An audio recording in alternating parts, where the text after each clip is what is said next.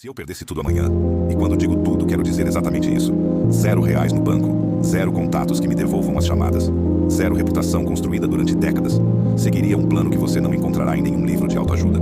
Eu o seguiria porque já o vivi, não como experimento mental, como realidade brutal em 1962, quando tinha 38 anos, um divórcio recente, dívidas que superavam meus ativos, e um filho doente cujo tratamento médico consumia dinheiro que eu não tinha.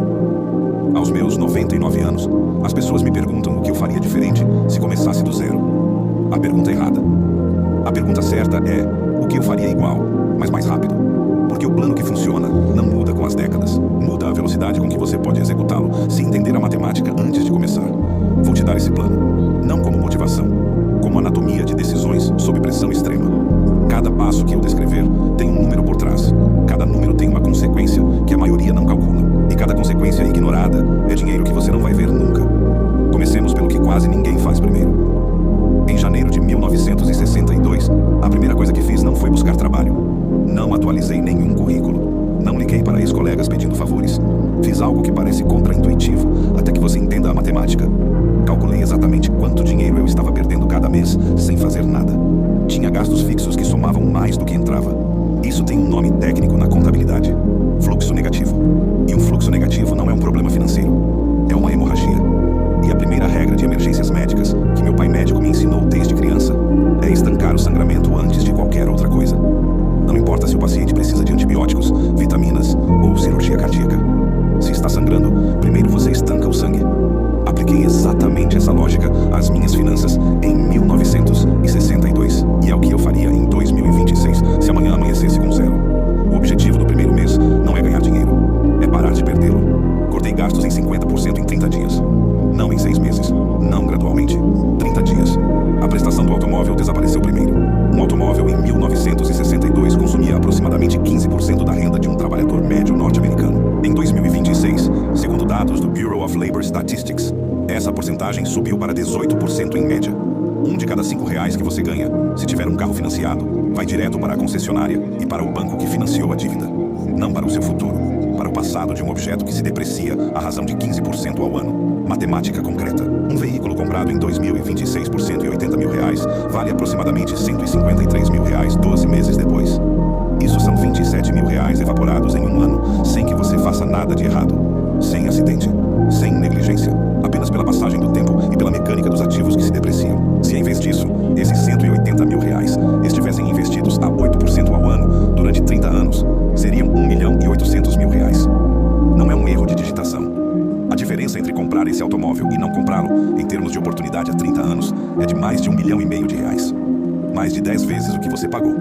A maioria não faz este cálculo porque o automóvel está diante de seus olhos e o milhão está em um futuro abstrato. A psicologia tem um nome para isso: desconto hiperbólico. Os humanos valorizam o presente de maneira desproporcional frente ao futuro.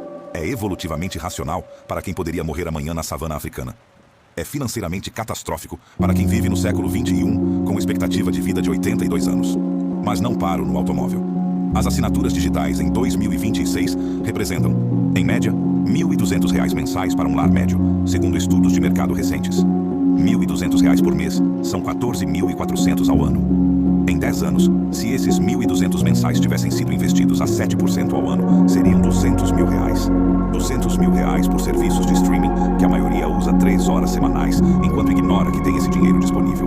Os restaurantes são o terceiro sangramento. O trabalhador médio gasta aproximadamente R$ 18 mil anuais em restaurantes e delivery.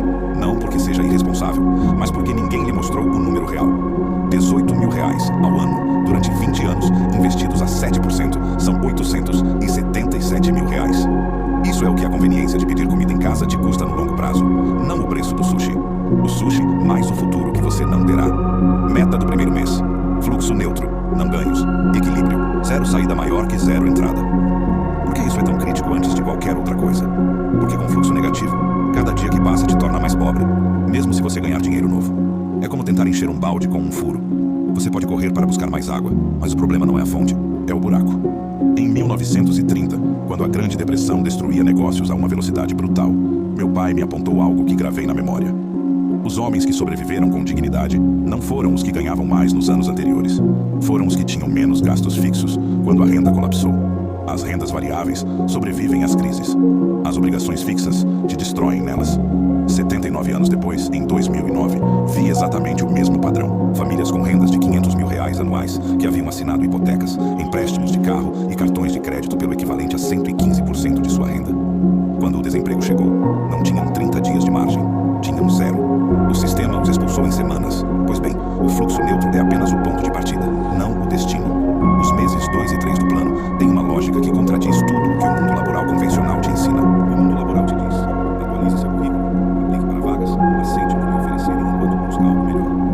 Essa é exatamente a rota que mantém as pessoas presas em trocar tempo por dinheiro fixo, com um chefe que determina quanto vale sua hora. Eu nunca aceitei essa premissa, nem em 1962, nem o faria em 2026. A pergunta correta não é qual trabalho eu posso conseguir, é qual problema caro eu posso resolver para alguém que tem dinheiro e precisa de solução urgente. Essas são categorias completamente diferentes. Um trabalho te dá o que o mercado de trabalho médio paga pela sua categoria. Resolver um problema urgente para alguém com dinheiro te dá o que esse problema vale para essa pessoa específica. Exemplo da diferença. Um contador contratado como funcionário em uma empresa média ganha em 2026 aproximadamente R$120 mil anuais. Isso são cerca de R$60 por hora, assumindo 2.080 horas laborais.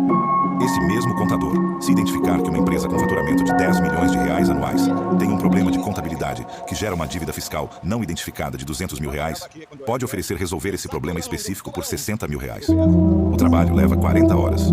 Sua tarifa efetiva é de R$1.500 por hora, 25 vezes o salário do funcionário. O problema não muda, o trabalho não muda. O que muda é o enquadramento. O funcionário vende tempo, o consultor vende resultado.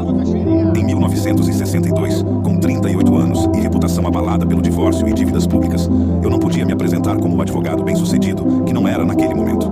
Mas sim, podia identificar problemas legais específicos e dispendiosos para pequenos negócios e resolvê-los em troca de honorários que refletissem o valor do problema, não minha posição na hierarquia laboral. Identifiquei 3 categorias de habilidades próprias que resolviam caos caro. Análise numérica para pequenas empresas que pagavam impostos demais por não estruturarem bem suas deduções. Redação de contratos que preveniam disputas judiciais caras. E aconselhamento na avaliação de negócios para proprietários que queriam vender ou comprar sem serem passados para trás. Em 2026, essas mesmas categorias existem, mas a escala é diferente. Alguém que entende de contabilidade pode auditar os livros de uma pequena empresa que vende por plataformas digitais e detectar erros fiscais que custam entre 5% e 15% de suas receitas. Alguém que escreve com clareza pode redigir sequências de e-mails de vendas que aumentem a taxa de conversão de um negócio em 25%. Alguém com compreensão técnica básica pode resolver problemas de infraestrutura digital para empresas que perdem dinheiro a cada hora que seu sistema está fora do ar. O denominador comum é sempre o mesmo. Você resolve algo que custa a eles mais não resolver do que pagar a você.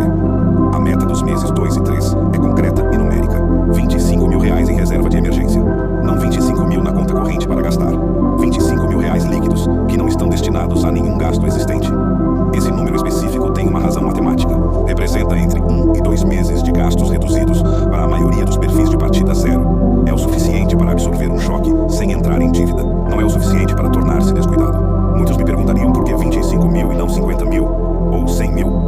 A resposta é comportamental, não matemática. Com 0 na conta, a urgência te dá energia. Com 25 mil de reserva, você tem o suficiente para não agir a partir do pânico, mas não tanto a ponto de se tornar complacente.